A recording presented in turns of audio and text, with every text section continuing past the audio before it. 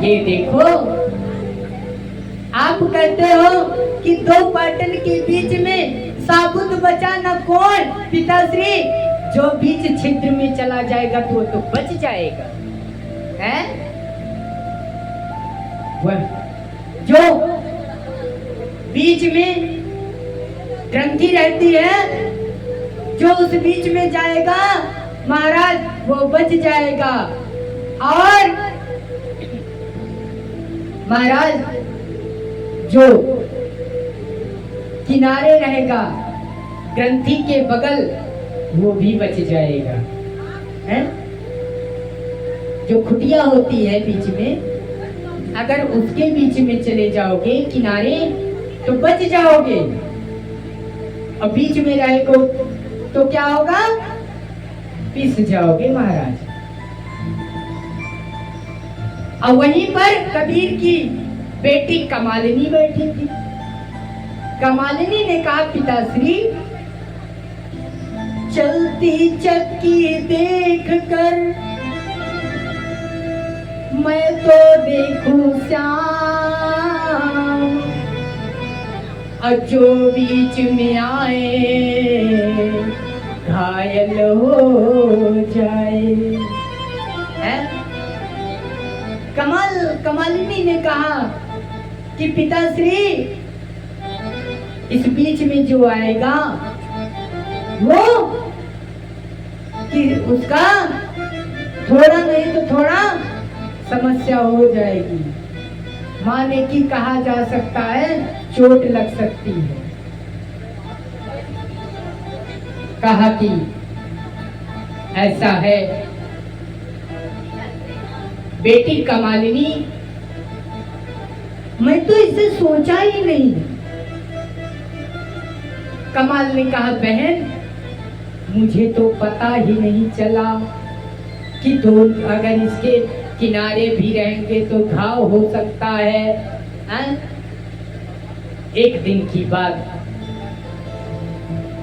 श्री ग्वाल भगवान श्री कृष्ण ग्वाल वालों के साथ इस प्रकार कहकर बछड़े को ढूंढने चले गए, हैं? ब्रह्मा जी भी वहां अपनी उपस्थिति दिए, लेकिन इधर उन्होंने श्री भगवान कन्हैया की परीक्षा लेने के लिए ब्रह्मा जी तात पर खड़े हो गए। यमुना के पास जो गैया चढ़ रही थी,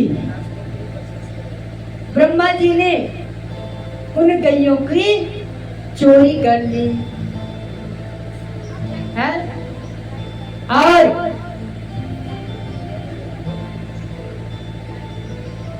जितने बालक थे उन बालकों की भी चोरी कर ली महाराज, है? उन बालकों की भी चोरी कर ली। इधर कन्हैया देखता है कि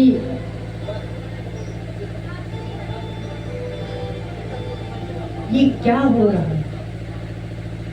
कन्हैया जान लेता है कि ये सारा किया धरा हुआ काम ब्रह्मा जी का है, क्योंकि ब्रह्मा के अलावा कोई नहीं कर सकता।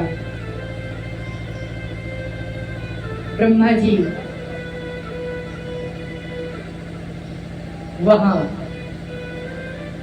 देखे कि बच्चे भी हैं, बच्चों को ले जा करके अपनी गुफा में डाल दिया। और कन्हैया अकेले बांसुरी बजा रहा था। महाराज उसकी बांसुरी को सुन करके गोपियां कहीं भी रहती थी दौड़ी चली आती थी।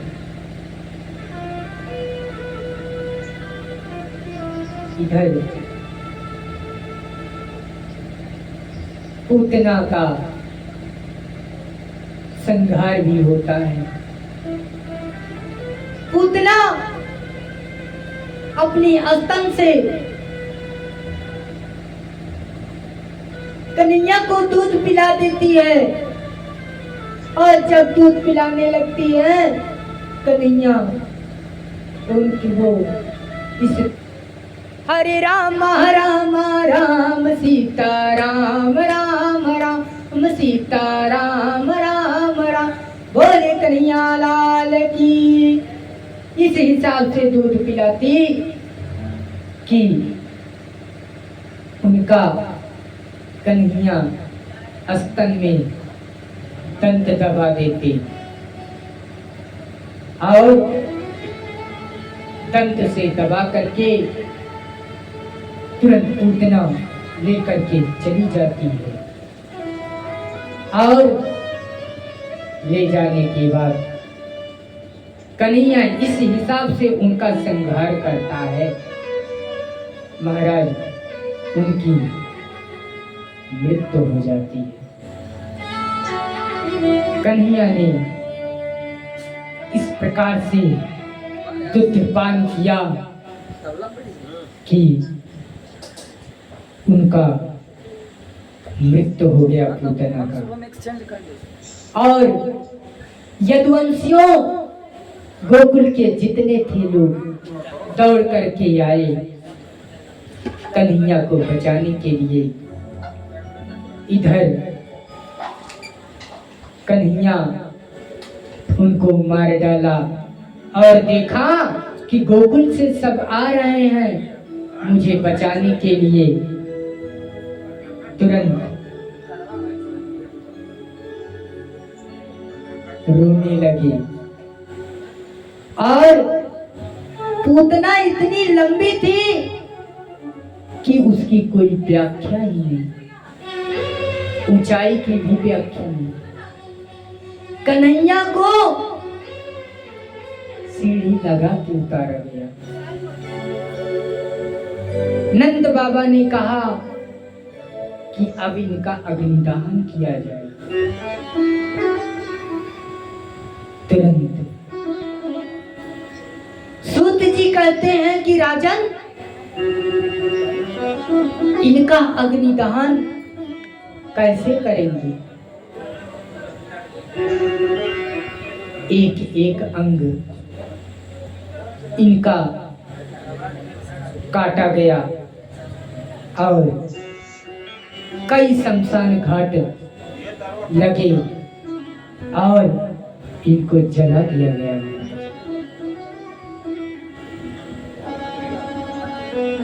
शमशान घाट से दुर्गंध आती थी, लेकिन पूतना के अंगों से कैसी आती थी? दुर्गंध आती थी कि सुगंध? क्या आती थी? पूतना के अंगों से सुगंध आती थी महाराज। पूरा गोकुल महक गया था।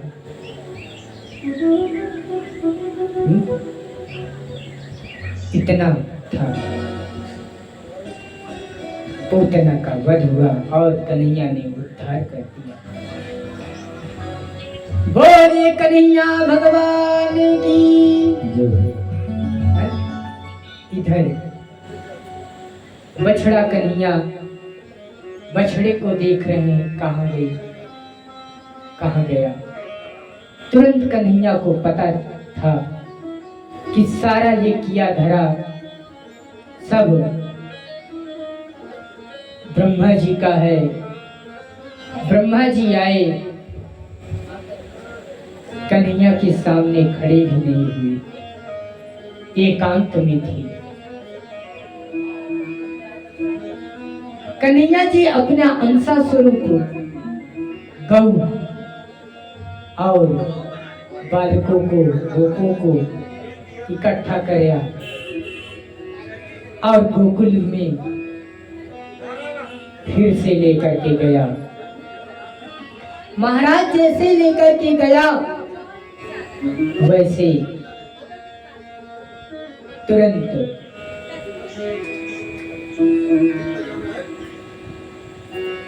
महाराज जैसे गोकुल ले गया, सब आनंदित होने लगे। है? कन्हैया और इधर गौ माता के बछड़े दूध पान अपनी माँ का करने नहीं चाहते थे। क्यों?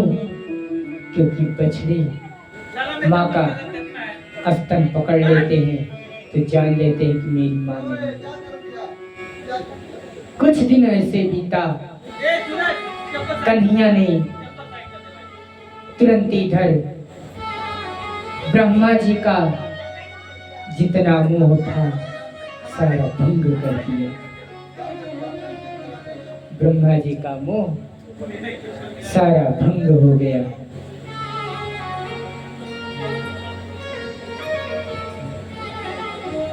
और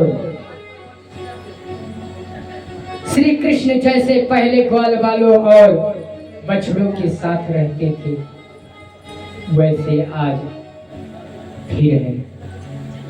आइए हम लोग दिव्य सुंदर एक भजन सुनते हैं, तत्पश्चात आगे की कथा श्रवण करते हैं।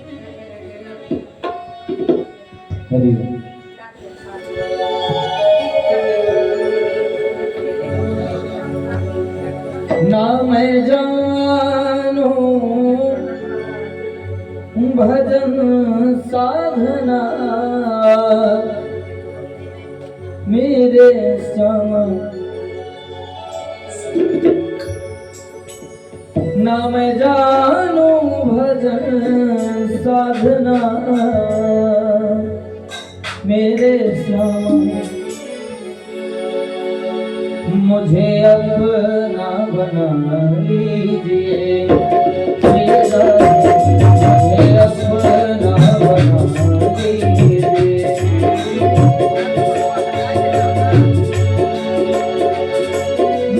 दर्द दिल की दवा दीजिए मेरे प्यारे, दर्द दिल की दवा दीजिए मेरे प्यारे।